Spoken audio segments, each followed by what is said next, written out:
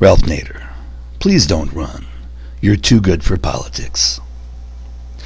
Ralph Nader can do more for the American voting public outside the political system rather than inside it. Mr. Nader is a true treasure to the citizens of the USA, many of whom may not even realize how much he's done for the welfare of our nation's public. As a citizen of our nation and a voter in our nation, I'm literally embarrassed by the national reaction to Mr. Nader running for president in 2008. It's a disgrace that anyone, especially some of our supposed political leaders, should express disgust that he would exercise his constitutional right to participate in our electoral process. Personally, I don't think that Ralph Nader should run either, but that doesn't mean I don't agree with him. I think that he's 100% right about the contemptible and corrupted political system that's forced upon us. And I'm pretty sure that his candidacy will revolve around exposing the lying, cheating, and stealing that the major parties resort to in protecting and expanding their power over the American voting public. Can he win? No. But that has no bearing at all on whether or not he should run. It's his decision, period. And even if you truly believe that he cost Al Gore the election in 2000, why would that reasoning keep him from running in 2008? Why should he care about protecting the Democratic candidate?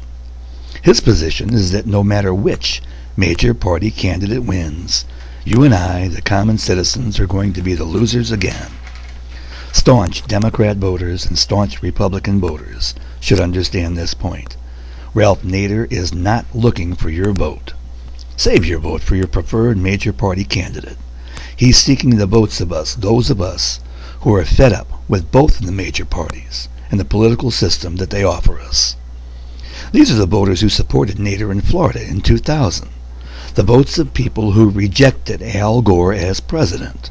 You must understand that. These voters rejected Al Gore as their choice in 2000. Now, no matter how much sense it may make to you to portray Nader as some sort of spoiler in 2000, who are you to question the personal choice that the Nader voters made in supporting him? These voters want something different. Just as you're going to vote your conscience, so will the Nader supporters. Whether the Democratic or Republican parties and their supporters like it or not, there are millions of voters who will vote for something different than the corporate and lobbyist-driven special interest partisan politics that we've been exposed to for the last several years. And the day will come sometime when they will finally get off their butts and do something about it. It's going to happen someday. It's inevitable, because Washington, D.C. is constantly demonstrating that they favor corporate and special interests over our nation's interests and citizens' interests. And so the bottom line is, Nader may not be able to win, but history will prove him to be right in his position in campaigning against this version of democracy that we're being offered at this time. And I honestly believe that the 2008 election may be the springboard to a voter revolution, which is what I believe Mr. Nader is proposing. Which position will history prove to be right?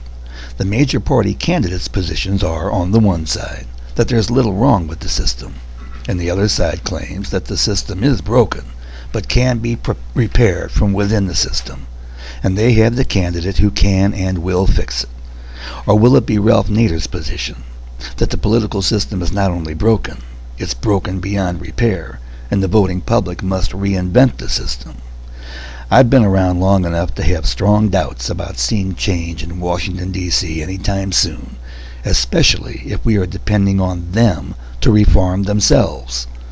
So I think I'll place my bet on Ralph's position that the voting public is going to still be crying for change in 2012. So this is how I believe that Mr. Nader can best serve our nation. I repeat, Mr. Nader, don't stoop to politics. Given the state of our present system, you are much too good for that. Put your efforts into organizing the 100 million voters who don't participate in the system because they know it's unfair, corrupt, and refuses to serve them well. They're ripe to be united. Please unite this group of voters to test the political system as it's never been tested before. Use your skills to unite us to take advantage of our collective voting power, to take our nation back from the major political parties who are selling us out for money and power. You're just the man who can do it.